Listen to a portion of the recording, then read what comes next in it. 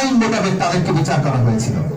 পবিত্র তৌরাত গ্রন্থে আল্লাহ পাক যে বিধান দিয়েছেন, ইহুদিরা বলেছিল আমরা আমাদের নিজেদের ধর্মের আইনে আমরা বিচার চাই, আমরা কোরআনের আইনে নয়, আমরা আমাদের ধর্মের আইনে বিচার চাই। সেখানে সেই ধর্মের আইনে এবং ইহুদিদেরকে বলা হয়েছিল তোমরা বিচারক হিসেবে কাকে চাও। তখন ইহুদিরাই তাদের বিচারক তারা পছন্দ করেছিল, বলে কুরাইজাই তাদের বিচারক পছন্দ করেছিল যে আমরা সাদ বিন মুআয রাদিয়াল্লাহু তাআলা আনহুকে আমাদের বিচারক হিসেবে আমরা চাই, তিনি আমাদেরকে বিচার করবেন এবং তিনি ইহুদি ধর্মের যে গ্রন্থ সেই ধর্মগ্রন্থ মোতাবেক বিচার করবেন। সেই ধর্মগ্রন্থ মোতাবেক তাদের পছন্দের যে বেঞ্চ, তাদের পছন্দের যে বিচারপতি, সেই বিচারপতির বিচারে তাদেরকে মৃত্যুদণ্ড দেওয়া হয়েছিল। কি হিসাবে, কোন আইনে একে বর্বরতা বলবেন? কোন আইন নাই, কোন বিধান নাই। এখানে কেবলমাত্র ইসলামোফোবিয়া সৃষ্টির জন্য এই বিচারকে আজ পর্যন্ত কলঙ্কিত করে রাখা হয়েছে। আসলে এটা ছিল একটি ন্যায় বিচার এবং ইহুদিরা এই বিচারটি চেয়েছিল। বলা হয়ে থাকে চোরের শাস্তি হাত কেটে দেওয়া, চোরের শাস্তি হাত কেটে দেওয়া। হ্যাঁ, পবিত্র কোরআনে আল্লাহ যে শাস্তি দিয়েছেন, যে বিধান দিয়েছেন, আমাদের প্রস্তাবিত বিচার ব্যবস্থায় আমরা বলছি যে যেখানে আল্লাহর কোনো হুকুম আছে সেখানে তার চেয়ে উত্তম হুকুম দিতে পারেন, তার চেয়ে উত্তম বিধান দিতে পারেন এমন কোন কর্তৃপক্ষকে আমরা বিশ্বাস করি না। আমরা অবশ্যই বিশ্বাস করি যে সবচেয়ে ন্যায় বিচারক মহান আল্লাহ। সুতরাং যে বিষয়ে আল্লাহর কোনো কথা আছে সে ব্যাপারে আর কারো কোনো কথা চলতে পারে না। কিন্তু বর্তমানে যে সার্বভৌমত্বের অধীনে আমরা বাস করি, এখানে আল্লাহর হুকুমকে বাদ দিয়ে আল্লাহর যে অর্থনৈতিক ব্যবস্থা আল্লাহ হারাম করেছেন সুদ, সেখানে সুদের অর্থনীতি আমরা চালু করেছি। আল্লাহকে আমরা সার্বভৌমত্ব মানি নাই, আমরা মানুষের মন গড়া বিধানকে আমরা সার্বভৌমত্বের জায়গায় নিয়ে গেছি। আল্লাহর দেওয়া যে জীবন ব্যবস্থা, বিচার ব্যবস্থা, সেখানে আমরা আল্লাহর ব্যবস্থাকে বাদ দিয়েছি, দণ্ডবিধিকে বাদ দিয়েছি। আল্লাহ বলেছেন যে চুরি করবে সে নারী হোক পুরুষ হোক, তার শাস্তি হবে, তার হাত কেটে দিতে হবে। এটা হচ্ছে ক্যাপিটাল পানিশমেন্ট, এটা হচ্ছে সর্বোচ্চ দণ্ড, অর্থাৎ চুরির সর্বোচ্চ দণ্ড।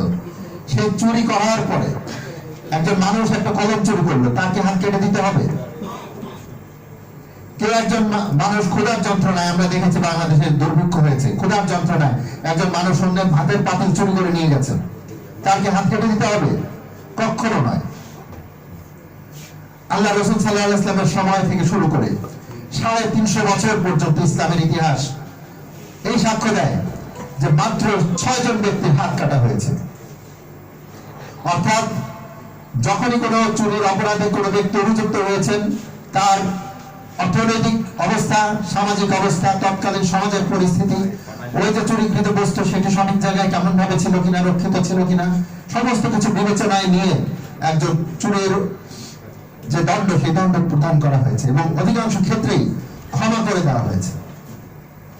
যে লোক মামলা দায়ের করেছেন, অর্থাৎ বাদী, তিনি অপরাধীকে ক্ষমা করে দিলে ইসলামের নিয়ম হচ্ছে তাকে ক্ষমা করে দেওয়া। তাহলে এখানে এই যে অপপ্রচারটি চালিয়ে দেওয়া হলো ইসলামের বিরুদ্ধে, চুরি করলে হাত কেটে দেওয়া হবে, এবার সারা পৃথিবীতে সমস্ত মানুষের মধ্যে এই ভয়টি ছড়িয়ে দেওয়া হলো। অথচ ইতিহাস বলে যে 350 বছরে মাত্র 6 জন ব্যক্তির হাত কাটা গেছে।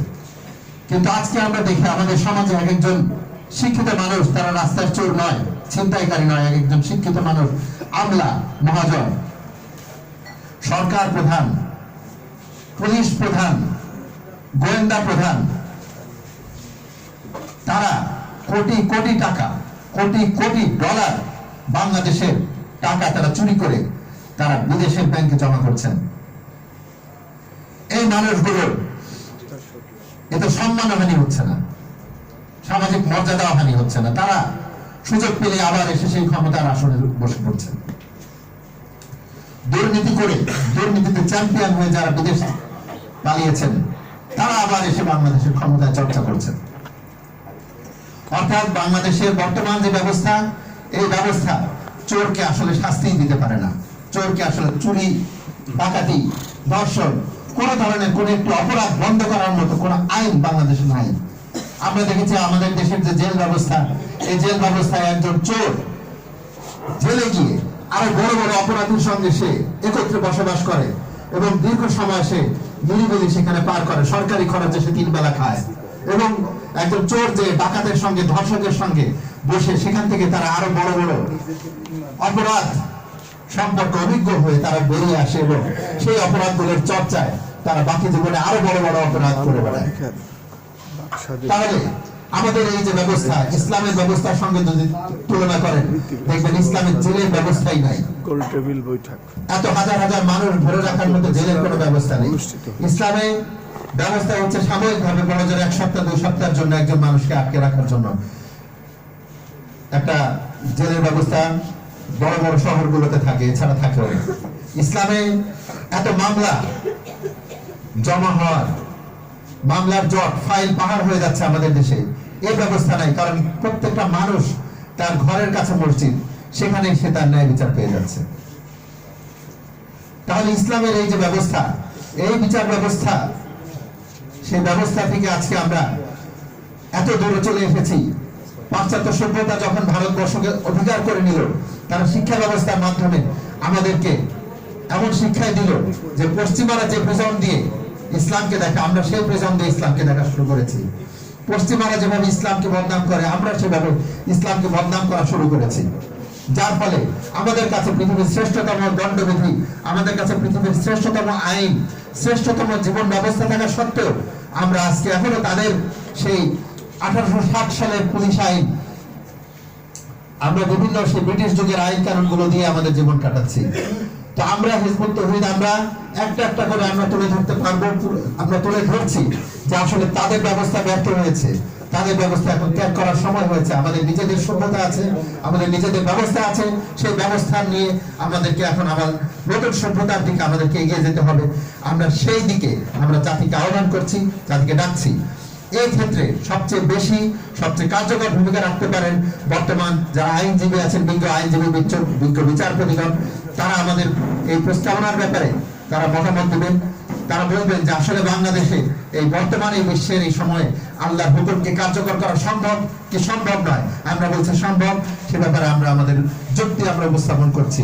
আমাদের সম্মানিত প্রধান অতিথি, আমাদের সম্মানিত মূল প্রবন্ধ উপস্থাপন করে আমাদের ইমাম, হিজবুত তাওহীদের ইমাম জনাব হুসাইন মোহাম্মদ সেলিম আমাদের মাঝে এসে উপস্থিত হয়েছেন। আমরা তার মুখ থেকে আমাদের মূল প্রস্তাবনা জানবো। আমি আমার বক্তব্য